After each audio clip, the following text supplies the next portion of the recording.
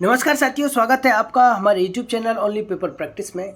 साथियों, आपको बता दूं कि हम अपने इस चैनल पर भारतीय इतिहास को बहुत डिटेल से जान रहे हैं और तरतीबवार हम भारतीय इतिहास को पढ़ा रहे हैं। इसी कड़ी में आज हम पढ़ा रहे हैं मौर्य साम्राज्य। पढ़ेंगे हम मौर्य साम्राज्य के बारे में। साथियों, इससे पहले हमने पढ़ा भारतीय इतिहास में जैन बौद्ध धर्म के बारे में पढ़ा। उसके बाद हमने 16 महाजनपदों के बारे में पढ़ा। फिर मगध साम्राज्य के उत्कर्ष के बारे में, जो हमारा मगध साम्राज्य था उसके उत्कर्ष के बारे में हम लोगों ने जाना। और फिर उसके पश्चात हमने जाना कि भारत पर विदेशी आक्रमण। तो आज की जो वीडियो होगी वो मौर्य साम्राज्य पे होगा। सबसे पहले जान लेंगे साथियों कि मौर्य साम्राज्य हमारे एग्जाम से एक ऐसा टॉपिक है जहाँ से लगभग 2 से 3 प्रश्न लगभग हर एग्जाम में मौर्य साम्राज्य से क्वेश्चन पूछे जाते हैं। तो इस पूरे कंप्लीट मौर्य साम्राज्य को हम 2 वीडियो में कंप्लीट करेंगे। आज यह पार्ट 1 है मौर्य साम्राज्य का, है ना। तो मौर्य साम्राज्य के बारे में विस्तार से जानेंगे। साथियों, मौर्य साम्राज्य की स्थापना की बात करें तो मगध साम्राज्य के उत्कर्ष में मैंने आपको बताया था कि वहाँ पे एक आया था हर्यक वंश, और हर्यक वंश के बाद आया था शिशुनाग वंश, और उसके पश्चात आए थे नंद वंश। नंद वंश का अंतिम शासक था घनानंद, और घनानंद को हराकर हमारे जो चंद्रगुप्त मौर्य थे, CGM थे, चंद्रगुप्त मौर्य ने मौर्य साम्राज्य की स्थापना की। तो इसके बारे में डिटेल से जानने से पहले जान लेते हैं कि मौर्य साम्राज्य के बारे में हमें कहाँ से पता लगता है कि जानकारी के स्रोत क्या क्या है ना। कहाँ से हम मौर्य साम्राज्य के बारे में पता लगाते हैं कि वहाँ पे शासक कैसे रहे होंगे, कहाँ तक मौर्य साम्राज्य का विस्तार रहा होगा। तो सबसे पहले हम जानेंगे साहित्यिक स्रोत में कि साहित्यिक स्रोत में कहाँ मौर्य साम्राज्य के बारे में बता रखा है। एक अर्थशास्त्री आपने देखे होंगे, कौटिल्य थे। अर्थशास्त्री नहीं, जो उनका अर्थशास्त्र ये राजनीतिक विज्ञान से संबंधित था, राजनीति से संबंधित था, राजनीति। तो एक विद्वान आए थे कौटिल्य, उनके अर्थशास्त्र में हमें मौर्य साम्राज्य के बारे में जानकारी मिलती है। एक आए थे लेखक, उनका नाम था विशाख दत्त की एक कृति थी जिसका नाम था मुद्रा राक्षस, और मुद्रा राक्षस में हमें मौर्य साम्राज्य के बारे में जानकारी मिलती है। एक आया था बृहद कथा मंजरी, जिसके लेखक थे क्षेमेंद्र। महाभाष्य के लेखक थे पतंजलि। कथा सरित सागर के लेखक थे सोमदेव। तो इन सब किताबों में हमें मौर्य साम्राज्य के बारे में जानकारी मिलती है। साथियों, इन किताबों को अलग से नहीं रटना, आपको यहीं पे इनको याद करना है और यहीं पे ये जानना है कि ये किस काल से संबंधित है। तो मौर्य काल से संबंधित हैं। बृहद कथा मंजरी क्षेमेंद्र, महाभाष्य पतंजलि, कथा सरित सागर सोमदेव, है ना। विशाख दत्त, मुद्रा राक्षस, ठीक है। तो इन किताबों से हमें पता चलता है मौर्य साम्राज्य के बारे में। इसके अलावा जैन और बौद्ध ग्रंथ जो हमारे साहित्य में आए, तो जैन ग्रंथ हैं भद्रवाह का कल्पसूत्र और हेमचंद्र का परिशिष्ट पर्वन। जैन जो ग्रंथ हैं उसमें भद्रवाह का कल्पसूत्र है और हेमचंद्र का परिशिष्ट पर्वन में भी हमें मौर्य काल के बारे में जानकारी मिलती है। इसके अलावा जो बौद्ध ग्रंथ है दीप वंश, महाबोधि वंश, दिव्यावदान, इन सब में हमें मौर्य काल के बारे में जानकारी मिलती है। आगे देखेंगे साथियों, विदेशी जो स्रोतों से हमें क्या पता लगता है, मौर्य साम्राज्य के बारे में पता लगता है। और विदेशी में भी जो स्ट्रैम्बो और जस्टिन थे, इन्होंने चंद्रगुप्त मौर्य को, हमारे CGM चंद्रगुप्त मौर्य को उन्होंने क्या नाम दिया, सेंड्रोकोटस नाम दिया था, ठीक है, सेंड्रोकोटस नाम दिया था। उसके बाद जो प्लूटार्क थे, इन्होंने एंड्रोकोटस नाम दिया था चंद्रगुप्त मौर्य को, ठीक है। ये भी याद रखेंगे कि एंड्रोकोटस प्लूटार्क ने कहा और स्ट्रैम्बो और जस्टिन ने कहा था कि सेंड्रोकोटस किसको बोला था, चंद्रगुप्त मौर्य को। जो सबसे पहले विलियम जोन्स आए थे, उन्होंने कहा कि चंद्रगुप्त मौर्य को ही इन्होंने सेंड्रोकोटस कहा। आई बात समझ में। इन्होंने अपनी कृति में तो लिखा हुआ है कि सेंड्रोकोटस एक विद्वान रहा होगा भारत में, लेकिन जो विलियम जोन्स आए उन्होंने बताया कि जो ये सेंड्रोकोटस नाम दिया गया है वो किसके लिए दिया गया है, चंद्रगुप्त मौर्य के लिए दिया गया है ना। तो ये बाद में विलियम जोन्स ने बताया। इसके अलावा जो अशोक के शिलालेख थे पुरातात्विक स्रोतों में आते हैं। अशोक ने बहुत सारे अभिलेख थे अशोक के, उसमें क्या था, अशोक के बारे में आप जानते हैं बहुत सारे अभिलेख हैं। और रुद्रदामन का जूनागढ़ अभिलेख भी अशोक के बारे में जानकारी मिलती है, यानी कि मौर्य साम्राज्य के बारे में हम लोग वहाँ से भी जानते हैं। ठीक है, तो ये सारे सभी चीज़ें इम्पोर्टेंट हैं। चलिए आगे चलते हैं। मौर्य साम्राज्य की स्थापना करते हैं चंद्रगुप्त मौर्य। चंद्रगुप्त मौर्य ने मौर्य साम्राज्य की स्थापना की अपने गुरु चाणक्य की सहायता से। क्या लिखा हुआ यहाँ पे, अपने गुरु चाणक्य की सहायता से उन्होंने नंद वंश के अंतिम शासक जो घनानंद थे उनको हराया था और मौर्य साम्राज्य की स्थापना की थी।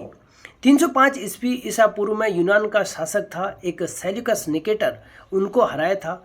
और सेल्यूकस निकेटर ने, अब यहाँ से बहुत इंपॉर्टेंट है, जो यहाँ पे यूनान आपने देखा होगा, यूनान से कौन आया था, हमारा सिकंदर आया था। ठीक है, तो यूनान से उसके बाद सिकंदर की जब मृत्यु हो गई तो वहाँ का शासक था सेल्यूकस निकेटर। और 305 ईस्वी में यूनान के जो शासक थे सेल्यूकस निकेटर को चंद्रगुप्त मौर्य ने हराया था। चंद्रगुप्त मौर्य को सेल्यूकस निकेटर ने 4 प्रांत दिए थे।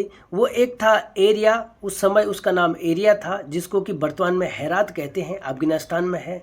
एक अराकोशिया था, ये भी अफगानिस्तान में, जिसको कि वर्तमान में कांधार कहते हैं। एक था जेड्रोसिया, ये जेड्रोसिया वो वाला क्षेत्र है बलूचिस्तान वाला, बलूचिस्तान वाला क्षेत्र है, जो स्थान नहीं होगा ता होगा, स्थान वाला क्षेत्र है जो वो है जेड्रोसिया। और एक था पेरोपनिस्टाई था, जो कि वर्तमान में पाकिस्तान में है और काबुल में है। ठीक है, पेरोपनिस्टाई एक जो क्षेत्र था वो था काबुल में।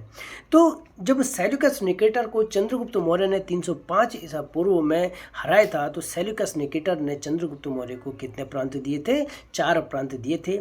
एरिया, अराकोशिया, जेड्रोसिया, पेरोपनिस्टाई, ये 4 प्रांत दिए थे। एग्जाम के लिए महत्वपूर्ण है ना। ये भी आ सकता है कि हेरात, कांधार, जेड्रोसिया, काबुल, या फिर यहाँ पे बलूचिस्तान भी आ सकता है। तो ये सबसे ज़्यादा महत्वपूर्ण था। साथियों, ये तो जाना हमने चंद्रगुप्त मौर्य के बारे में, उन्होंने सेल्यूकस निकेटर को हराया। उसके बाद उनकी जो विजय की बात करें, दक्षिण में एक तमिल ग्रंथ है, और तमिल ग्रंथ जिसका नाम है एहनानुर, और दूसरे का नाम क्या है, मुरनानुर। एहनानुर और मुरनानुर जो तमिल ग्रंथ है, इन ग्रंथों से पता लगता है कि जो हमारे चंद्रगुप्त मौर्य थे उन्होंने भारत के दक्षिण पर भी विजय प्राप्त की थी। इसके अलावा बंगाल में एक अभिलेख है जिसका नाम है महास्थान अभिलेख, और इस महास्थान अभिलेख से पता लगता है कि चंद्रगुप्त मौर्य ने बंगाल पर भी विजय प्राप्त की। तो साथियों, हम देख रहे होंगे कि चंद्रगुप्त मौर्य के समय में जो भारत का जो क्षेत्रफल रहा होगा वो कितना विशाल साम्राज्य रहा होगा, है ना। भारत का जो क्षेत्रफल रहा होगा उस समय, चंद्रगुप्त मौर्य के समय में, मैप के माध्यम से देखते हैं इसको।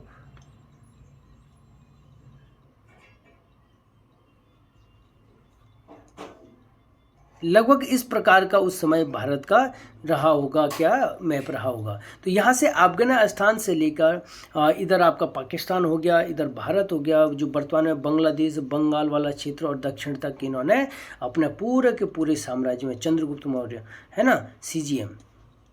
तो देखो कितना भयानक और कितना ओजस्वी, वीर, पराक्रम शासक रहा होगा चंद्रगुप्त मौर्य, जिसने कि पूरे भारत ही नहीं अपितु यहाँ यूनान तक के, ये वाला जो क्षेत्र था उस समय, जिसे मध्य एशिया का हमारा ईरान से ऊपर वाला जो क्षेत्र है, इराक, ग्रीक, मिस्र, ये सारे के सारे यूनान में आते थे। ठीक है, यूनानी साम्राज्य था, है ना। तो जो मिस्र वगैरह ये सारे यूनानी साम्राज्य में आते थे। तो पूरा का पूरा क्षेत्र अफगानिस्तान से इधर चंद्रगुप्त मौर्य के अंडर में आते थे। आगे जाके क्या होता है साथियों, चंद्रगुप्त मौर्य के बारे में जो सबसे ज़्यादा उल्लेख मैंने पहले भी आपको बताया कि कौटिल्य का एक अर्थशास्त्र है जो राजनीति से संबंधित है, और एक आता है मेगास्थनीज। मेगास्थनीज की एक पुस्तक है जिसको कहते हैं हम इंडिका। मेगास्थनीज की जो पुस्तक है इंडिका में चंद्रगुप्त मौर्य के बारे में उल्लेख मिलता है। इंडिका में कहा गया है कि जब चंद्रगुप्त मौर्य किसी रास्ते से गुजरते थे तो वहाँ पे उनके स्वागत के लिए जनता की क्या हो जाता था, स्वागत समारोह की होड़ सी मच जाती थी, है ना। तो इतने क्या थे चंद्रगुप्त मौर्य लोकप्रिय राजा हुआ करते थे।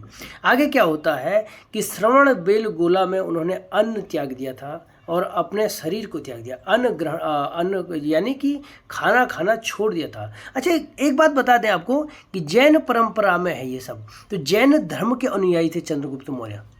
ये मैंने मेंशन नहीं कर रखा है, यहाँ पे लिखा हुआ है ना कि अन्न छोड़कर उन्होंने शरीर त्याग कर दिया था। जैन परंपरा में क्या है कि एक आता है अन्न छोड़ने की क्या बोलते हैं, संलेखना विधि।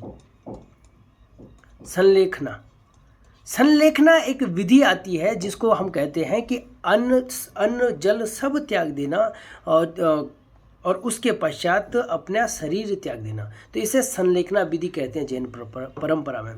तो चंद्रगुप्त मौर्य जैन धर्म से संबंधित रखते थे, अनुयायी थे, और उन्होंने जैन धर्म की जो शिक्षा ली थी, जैन मुनि थे भद्रबाहु, इम्पोर्टेंट है, भद्रबाहु से उन्होंने जैन धर्म की शिक्षा ली थी और अंत में संलेखना विधि से अपना शरीर त्याग दिया था। कहते हैं कि चंद्रगुप्त मौर्य के बाद लगभग मगध साम्राज्य में के 12 वर्षों तक क्या रहा था, अकाल पड़ा था। आई बात समझो, जब चंद्रगुप्त मौर्य की मृत्यु के बाद 12 वर्ष तक अकाल पड़ा था मगध साम्राज्य में। तो साथियों, आपने जाना कि चंद्रगुप्त मौर्य के बारे में कितना महान शासक था। इसके बाद आते हैं चंद्रगुप्त की मृत्यु के बाद उनका बेटा बिंदुसार शासक बनता है। साथियों, अब हम बिंदुसार के बारे में जानते हैं कि 298 से 272 ईसा पूर्व तक बिंदुसार का कार्यकाल रहा। बिंदुसार, जैसे आपने जाना होगा कि चंद्रगुप्त मौर्य के संप्रदाय जैन धर्म के अनुयायी थे और जैन धर्म की विचारधारा से थोड़ा अलग होकर एक आजीवक संप्रदाय का उदय हुआ था। उत्तराखंड पीसीएस में भी ये क्वेश्चन पूछा गया कि आजीवक संप्रदाय किसने चलाया था, तो वो मखाली घोषाल थे, है ना, मखाली घोषाल थे। तो बिंदुसार जैन धर्म से नहीं अपितु आजीवक संप्रदाय के अनुयायी थे।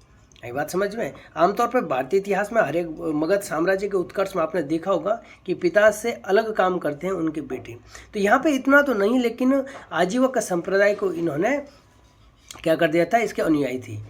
यूनानी जो लेख हैं उन्हें बिंदुसार को अमित्रोचेटस कहा गया है। आजीवक संप्रदाय क्या है, इसकी विचारधारा क्या है, वो आप पहले की वीडियो में देख सकते हैं, है ना। अब बिंदुसार के बारे में आपको ज़्यादा कुछ नहीं पढ़ना है, केवल बिंदुसार के कार्यकाल में जो विदेशी संबंध थे, जहाँ पे यूनान के साथ संबंध था और यूनान के साम्राज्य के अंतर्गत जैसे कि सीरियाई शासक थे और एक मिस्र के शासक थे, ये दोनों ही यूनानी साम्राज्य के अंतर्गत आते थे, ठीक है। तो इनके साथ इनके संबंधों को देखेंगे। उस समय जब भारत में बिंदुसार का शासन रहा होगा तो सीरिया के शासक थे एंटियोकस और मिस्र के जो शासक थे वो टॉलमी फिलाडेल्फस थे। स्ट्रैम्बो आते हैं, स्ट्रैम्बो कहते हैं कि जो डाइमेकस, जो एंटियोकस ने डाइमेकस नामक राजदूत को बिंबिसार के दरबार में भेजा था। किसके दरबार में भेजा था? बिंबिसार के दरबार में भेजा था। किसको? डाइमेकस को भेजा था एंटियोकस ने। और जो प्लिनी है, प्लिनी कहते हैं कि टॉलमी फिलाडेल्फस ने बिंदुसार के दरबार में डाइमेकस नाम के राजदूत को भेजा था। किस राजदूत को? ये क्या है? डाइमेकस और डाइनोसियस। डाइमेकस और डाइनोसियस याद रखेंगे, इसके ये दोनों क्या है? राजदूत हैं ये दोनों। और प्लिनी कहता है कि डाइनोसियस को फिलाडेल्फस ने बिंदुसार के दरबार में राजदूत के रूप में भेजा। और वहीं स्ट्रैम्बो कहता है कि डाइमेकस को एंटियोकस ने राजदूत के रूप में भेजा था बिंदुसार के दरबार में। ये आपको याद होना चाहिए। आगे कहते हैं कि उस समय राजदूतों का इतना बहुत ज़्यादा महत्व था, है ना, यानी कि विदेशों से संबंध और प्रगाढ़ होने शुरू हो गए थे। आगे जाके क्या होता है कि बिंदुसार ने जो एंटियोकस था, एंटियोकस कहाँ का, सीरिया का एक शासक था एंटियोकस। उससे 3 वस्तुओं की मांग की थी। एक एग्जाम में पूछा गया था कि किस किस शासक से जो डिमांड की गई थी, तो वो एंटियोकस था। तो उसे बिंदुसार ने एक मीठी मदिरा बोला था। कहाँ उस समय यहाँ पे सीरिया में मीठी मदिरा बनती थी, तो मीठी मदिरा का डिमांड की गई। उसके बाद सूखी अंजीर की डिमांड की गई और एक दार्शनिक की डिमांड की गई। आपने देखा होगा ना, यूनान के दार्शनिक सुना होगा। तो उन्होंने कहा यार कि जब यूनान वहाँ से इतने अच्छे अच्छे दार्शनिक जब आए, ये डाइमेकस और डायनोसियस राजदूत तो थे, लेकिन एक दार्शनिक भी थे ये। तो उन्होंने क्या मांगा था एंटियोकस से, सीरिया के जो शासक एंटियोकस थे, बिंदुसार ने उनसे एक मदिरा, मीठी मदिरा, सूखी अंजीर और तीसरा एक दार्शनिक की डिमांड की थी। तो कहते हैं कि एंटियोकस ने मीठी मदिरा भी खूब सारी भर भर के बहुत सारे पेटियां मीठी मदिरा भी बिंदुसार को दे दी। उसके बाद सूखी अंजीर भी पेटियों में भर भर के सूखी अंजीर भी बिंदुसार को दे दिया, लेकिन दार्शनिक नहीं दिया। एंटियोकस ने कहा था कि हमारे यहाँ दार्शनिकों का आदान प्रदान यानी बेचा नहीं जाता है, तो उनकी रिस्पेक्ट की जाती है। देखो कितनी बड़ी बात थी। तो आप समझ पा रहे होंगे कि यहाँ पे दार्शनिकों को क्या कितना महत्व रहा होगा। आगे चल के क्या होता है, बिंदुसार के कार्यकाल में तक्षशिला में एक विद्रोह होता है और इस विद्रोह को दबाने के लिए पहली बार अशोक को भेजा गया। बिंदुसार के बेटे का नाम अशोक था, तो अशोक को तक्षशिला के विद्रोह को दबाने के लिए भेजा गया था। ये दिव्यावदान में कहा गया है, ठीक है, बौद्ध ग्रंथ है दिव्यावदान, ऊपर मैंने बताया था। तो यहाँ पे इसके बारे में उल्लेख मिलता है। अब बिंदुसार के बाद आप पढ़ेंगे अशोक के बारे में। साथियों अशोक के बारे में जितना जानोगे एग्जाम में आपको बहुत फायदा होगा, है ना। तो चलिए, तो साथियों अगला जो शासक है वो है अशोक। भारतीय इतिहास में अशोक जो शासक है, अशोक महान के नाम से जाने जाते हैं। अगर भारत के प्राचीन इतिहास की बात करें तो वहाँ पे जो सबसे ज़्यादा हम जिस शासक की बात करते हैं मौर्य काल में, या तो चंद्रगुप्त मौर्य के बारे में बात करते हैं, क्योंकि बहुत बड़ा साम्राज्य चंद्रगुप्त मौर्य ने अपने पीछे वाले शासकों को दे दिया था, बिंदुसार को और अशोक को। तो चंद्रगुप्त मौर्य के बारे में, और इसके बाद हम बात करते हैं अशोक के बारे में, सबसे ज़्यादा बात हम करते हैं। क्योंकि आपने देखा होगा अशोक स्तंभ, अशोक चक्र, अशोक की लाट, हम इन सब बातों से हमें पता लगता है कि अशोक एक ऐसा शासक रहा होगा जिसकी महानता का गुणगान हम आज भी करते हैं।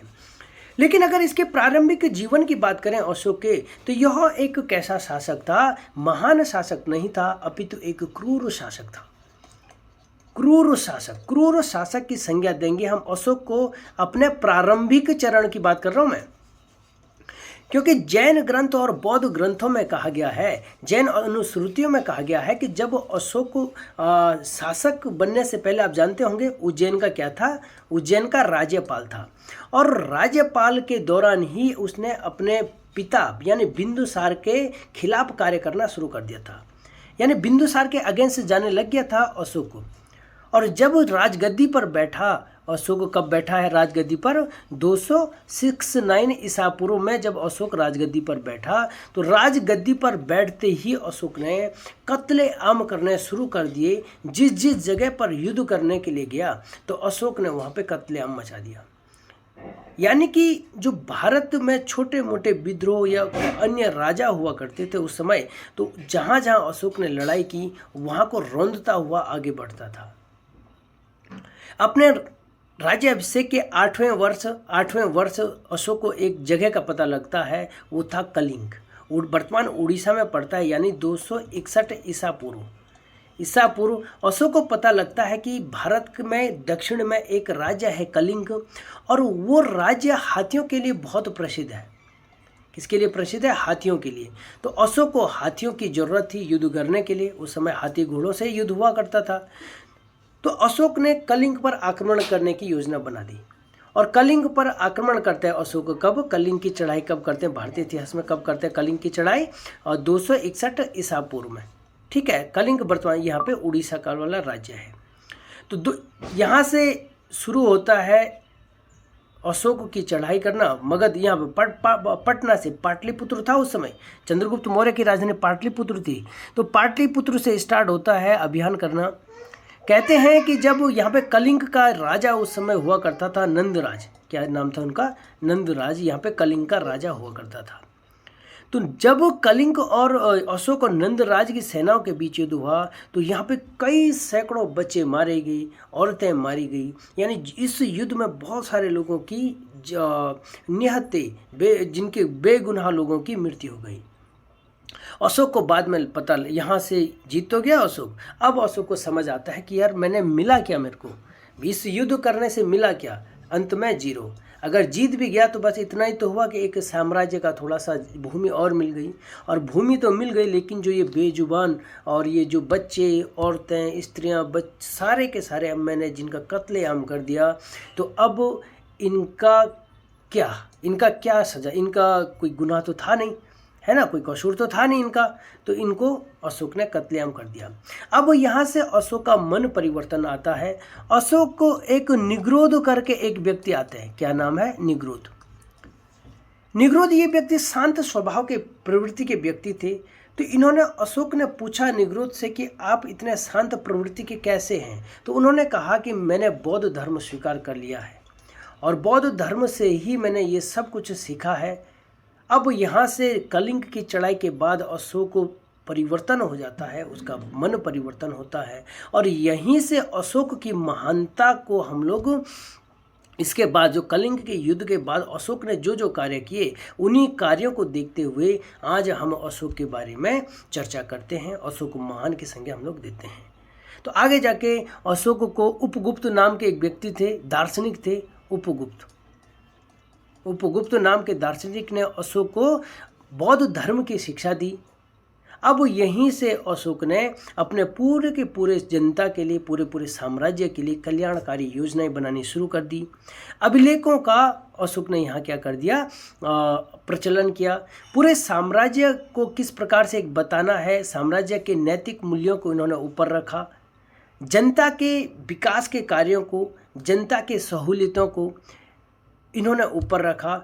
यहाँ तक कि इन्होंने जो पूरे साम्राज्य में जो जनता थी उनको भी आपस में मित्रतापूर्ण व्यवहार करने के लिए कहा। राजा को किस प्रकार से राज करना चाहिए, धार्मिक सहिष्णुता की बात की, यानी कि सभी, अशोक बौद्ध धर्म का अनुयायी था लेकिन अशोक ने कभी भी किसी धर्म को परेशान नहीं किया। बौद्ध धर्म से अशोक इतना प्रभावित था कि अशोक ने बौद्ध धर्म के प्रचार के लिए, श्रीलंका में किसको भेजा था, अपने पुत्र महेंद्र और अपनी बेटी संघमित्रा को अशोक ने बौद्ध धर्म के प्रसार के लिए श्रीलंका भेजा था। तो बौद्ध धर्म पर अब देखेंगे कि पूरी तरीके से आस्था अशोक की आ जाती है। इसी के अलावा जैसे बौद्ध धर्म के आपने त्रिरत्न देखे होंगे। त्रिरत्न क्या क्या थे, अब आपको पढ़ाया था मैंने, बुद्ध था, एक धम्म था और एक था संघ था। बुद्ध क्या थे, महात्मा बुद्ध को बुद्ध माना गया, और उसके बाद धम्म क्या था, बुद्ध के उपदेश थे, यानी कि बुद्ध को उन्होंने एक शिक्षक के रूप में माना था बौद्ध धर्म में। ठीक है, त्रिरत्न में था ना, जैन बौद्ध धर्म में पढ़ा तो था आपने, त्रिरत्न बताया था मैंने, तो उसमें क्या था, बुद्ध, धम्म और संघ था ना, त्रिरत्न। तो जो बुद्ध थे उनको एक शिक्षक के रूप में माना गया, जो धम्म था वो बुद्ध के शिक्षाओं के रूप में जो थे, जो बात बोली गई थी उसको उन्होंने धम्म माना, और संघ जो था वो बौद्ध धर्म की शिक्षा लेने वाले भिक्षुओं को संघ कहा गया। तो उसी प्रकार जब अशोक ने बौद्ध धर्म स्वीकार किया तो उन्होंने भी अपना एक धम्म चलाया था। क्या चलाया था, धम्म था, जो कि एक शिक्षाएं थी, किसके लिए, अपने राज्य के नागरिकों के लिए, अपने राज्य के तमाम नागरिकों के लिए एक शिक्षाएं थी, जिसे हमें अशोक का धम्म नाम दिया, है ना। तो ये था अशोक के बारे में कि उन्होंने बौद्ध धर्म स्वीकार किया, किसके कारण किया, क्या किया। ठीक है, आगे जाते हैं अशोक के अभिलेख के बारे में। साथियों, जो अशोक के जो अभिलेख है ये भारतीय इतिहास में सबसे ज़्यादा महत्वपूर्ण स्थान रखते हैं। अभिलेख का मतलब होता है कि किसी चीज़ को लिखना, और वो कैसे लिखना, लेख का मतलब हुआ ना लिखना, और वो लिखना कैसे हो सकता है, वो किसी पत्थरों पर लिखा हुआ हो सकता है, जिसे हम शिलालेख कहते हैं, यानी शिला मीन्स पत्थर, शिलालेख। या हम किसी तांबे के एक पत्ते पर हम लिखते हैं तो उसे हम ताम्रलेख कहते हैं, है ना। तो एक अभिलेख जो अशोक के अभिलेख है वो भारतीय इतिहास में सबसे ज़्यादा महत्वपूर्ण है, और वो अभिलेख में आता है सबसे ज़्यादा शिलालेख। तो अशोक के जो अभिलेख हैं, एक तो बृहद शिलालेख आते हैं, और एक आते हैं स्तंभ शिलालेख, स्तंभ, और एक आते हैं गुहालेख, यानी गुहा भी बोलते हैं, गुफा लेख भी बोलते हैं, यानी गुफाओं में।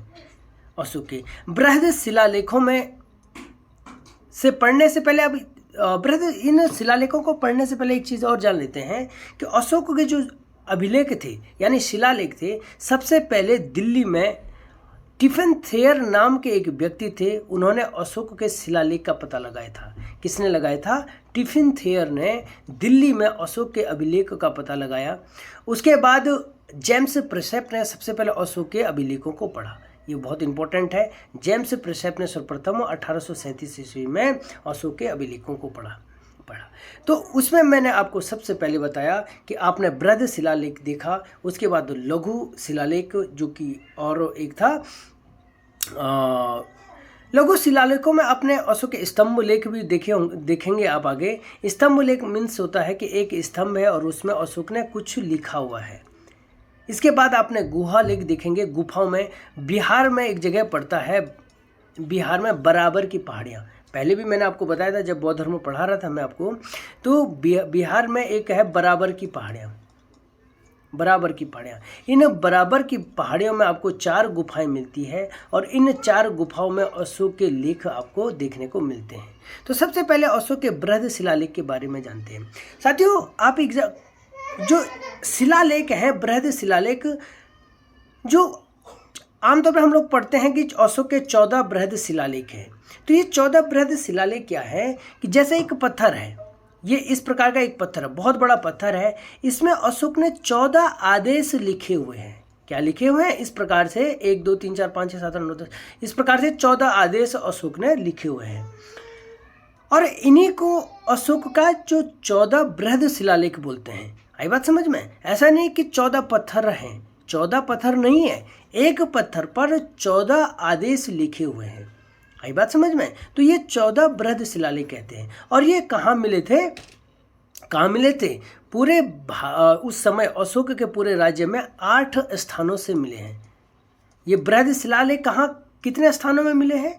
8 स्थानों में बृहद शिलालेख मिले हैं। और जो 14 जो है, राजाज्ञा भी बोलेंगे इसे, और राज्य के आदेश भी बोलेंगे। तो एक शिला पर 14 लाइनें लिखी गई हैं।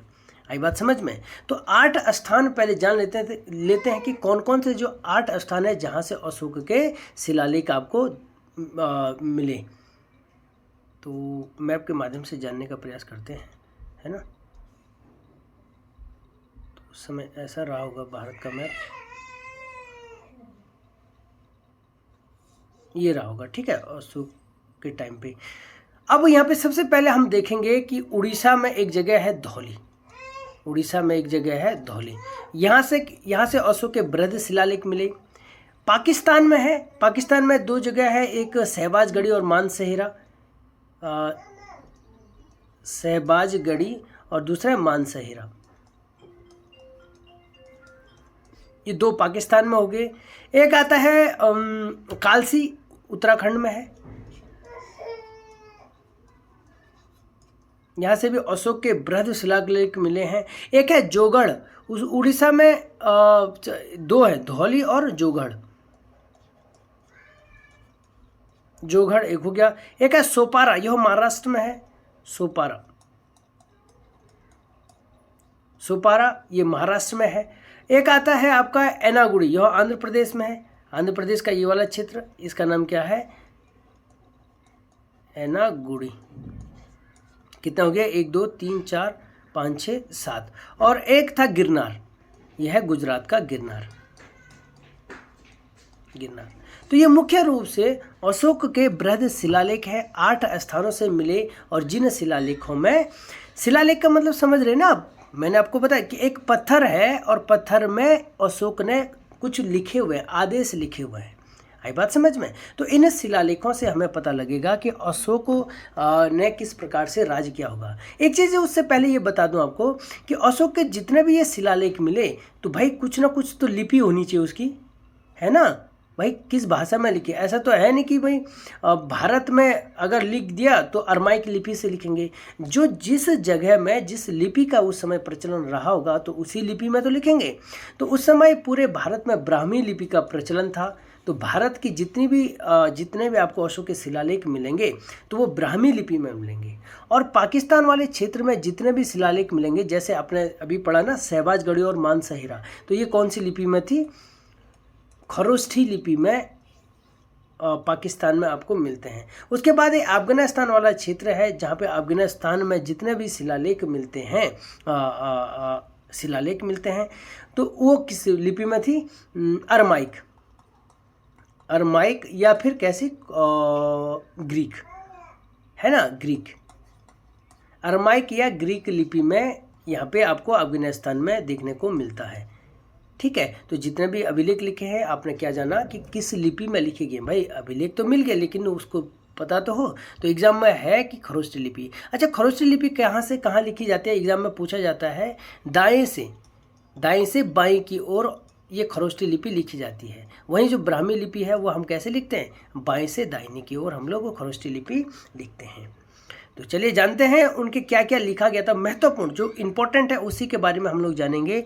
जो पहला जो लेख लिखा गया था, जो अभी से किताबों में शिलालेख भी कहा गया है, लेकिन ऐसा नहीं है, एक ही पत्थर है और इस पे 14 लेख लिखे गए हैं। इनमें से जो पहला जो लेख लिखा गया था वो था मेले और त्योहारों का निषेध और पशु हत्या का निषेध।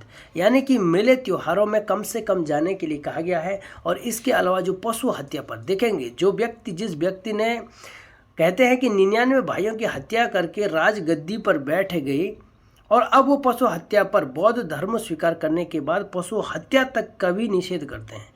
यानी कहते हैं कि पशु हत्या नहीं होनी चाहिए। तो ये आपके पहले शिलालेख में कहा गया है। तो दूसरा जो शिलालेख था वो दक्षिण भारत में जो राज्य थे, चोर राज्य, चेर और पांड्यन, तो इन राज्यों का उल्लेख मिलता है। आपका एग्जाम में पूछा गया था ये कि किस अभिलेख में अशोक ने दक्षिण भारत के चोर, चेर और पांड्यन राज्यों का उल्लेख किया है। तो शिलालेख नंबर 2, ठीक है, दूसरे अभिलेख में। तीसरा है रजुकों तथा अनुसंधान का उल्लेख। अच्छा, ये इंपॉर्टेंट है। रजुक जो बौद्ध अशोक ने अपने धम्म जारी किया था, अशोक का जो अपना धम्म था, ठीक है, धम्म मूल रूप से जनता के नैतिक विचारों का प्रचार करना था, है ना। नैतिक का मतलब समझ रहे हैं? नैतिक, जनता के नैतिक मूल्यों का प्रचार प्रसार करना था। नैतिक का मतलब आप लोग समझ पा रहे होंगे, नैतिकता का मतलब समझ रहे। तो नैतिक का मतलब हुआ कि जनता के आचरण से संबंधित था, आचरण व्यवहार से संबंधित था। तो इसे अशोक का धम्म की हम लोग संज्ञा देते हैं। तो इन धम्म के प्रचार प्रसार के लिए उसने रजुकों की नियुक्ति की। और इसके बाद अनुसंधान का उल्लेख। अनुसंधान का मतलब होता है, यार इंपॉर्टेंट है ये, अनुसंधान उस समय किसे कहा गया, एग्जाम में पूछा जा सकता है। जो वहाँ पे जो सरकारी कर्मचारी होते थे, कौन से? राजकीय कर्मचारी होते थे, उनको प्रत्येक 5 साल में धम्म का प्रचार करने के लिए जाना होता था। आई बात समझ में? जो अशोक के जो धम्म थे उसका प्रचार प्रसार करने के लिए जाना होता था, जिसे हम अनुसंधान कहते हैं। तो राजकीय जो कर्मचारी थे उनको प्रत्येक 5 साल में धम्म के प्रचार प्रसार के लिए जाना होता था, जिसे हम अनुसंधान कहते हैं। अगला जो अभिलेख है जो है वो है पांचवा जो शिलालेख है, उसमें दासों के आकाओं को निर्देश दिया गया है। बिल्कुल, जो उस समय दास प्रथा प्रचलित थी और जो दास हुआ करते थे वो किसी के अंडर में काम करते होंगे, तो उनके जो मालिक हुआ करते थे उनको निर्देश दिया गया था अशोक के टाइम पे कि उनके साथ आपको मानवीय व्यवहार रखना चाहिए। ऐसा नहीं कि उनके कितना भी उनसे काम कराओ, नहीं, मानवीय व्यवहार रखना चाहिए। धम्म महामात्रों का उल्लेख है। धम्म महामात्र आप जानते होंगे कि ये भी उसी प्रकार थे कि जैसे धम्म का प्रचार प्रसार करने के लिए जिन व्यक्तियों को नियुक्त किया जाता था उसे धम्म महामात्र कहते थे। आई बात समझ में? तो आगे था, छठवां था राजा का प्रजा के बारे में जानने का उल्लेख मिलता है कि अशोक कहते हैं यहाँ पे कि अपनी प्रजा के बारे में कि उनकी डिमांड क्या है, क्या हमारी प्रजा चाहती है, तो उसके बारे में उल्लेख किया गया है 6वें शिलालेख में। 7वें शिलालेख में सभी धर्मों और संप्रदाय के प्रति सहिष्णुता का भी उल्लेख है। अच्छा, यहाँ पे कई बार दो अभिलेख में दो उसमें, जैसे यहाँ पे है ना, सभी धर्मों एवं संप्रदाय के प्रति सहिष्णुता का भी क्या है यहाँ पे उल्लेख किया गया है। आगे और भी जानेंगे आप। जो 12वां जो अभिलेख है, अब 7वां अभिलेख में तो सभी धर्मों और संप्रदायों के प्रति सहिष्णुता का प्रतीक है, और 12वां जो अभिलेख है धार्मिक सहिष्णुता की नीति की अपील का उल्लेख किया गया है। ठीक है, तो अशोक कहते हैं कि सभी से, पूरी अपनी जनता से अपील करते हैं कि सभी धर्मों को समान रूप से आप लोग जानें। एक आता है असहिष्णु। असहिष्णु का मतलब होता है कि केवल एक ही धर्म को मानना और शेष धर्मों को क्या बोलना, एक गलत रूप में देखना, तो उसे असहिष्णु बोलेंगे। सहिष्णु बोलेंगे सभी धर्मों को समान रूप से मान्यता देना। तो 8वां जो शिलालेख है अशोक के धर्म यात्रा का उल्लेख है। अच्छा, धर्म यात्रा आपने देखा होगा कि अशोक ने एक धर्म यात्रा की थी। कहाँ की थी? महात्मा बुद्ध का जन्म कहाँ हुआ था? कपिलवस्तु के लुम्बिनी नामक ग्राम में हुआ था ना, तराई क्षेत्र में, नेपाल में। तो नेपाल में एक है रुमनदेही अभिलेख है। तो वहाँ पे अशोक की यात्रा का उल्लेख मिलता है। कहाँ पे? नेपाल में। तो रुमनदेही अभिलेख से हमें पता लगता है। तो ये अशोक की धर्म यात्रा का उल्लेख का भी एक प्रमाण है।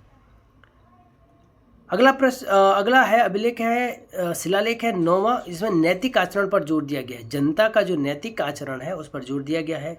11वां है धम्म विजय की विस्तृत व्याख्या की गई है। धम्म विजय समझ रहे हैं? जो धम्म विजय है अशोक की, उसकी विस्तृत व्याख्या 11वें शिलालेख में की गई है। और जो 13वां शिलालेख है उसमें कलिंग युद्ध का उल्लेख है, जो कि बहुत इंपॉर्टेंट, ये एग्जाम में पूछा जा सकता है।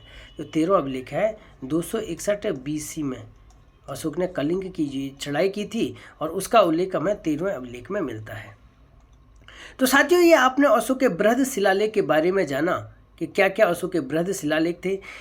इसके बाद वाली जो वीडियो है हम वहाँ पे जानेंगे कि अशोक के लघु शिलालेख के बारे में, स्तंभ शिलालेख के बारे में हम लोग जानेंगे, और उसके बाद मौर्य काल का जो कंप्लीट प्रशासन है उसके बारे में हम लोग जानेंगे, जो कि एग्जाम की दृष्टि से बहुत महत्वपूर्ण है।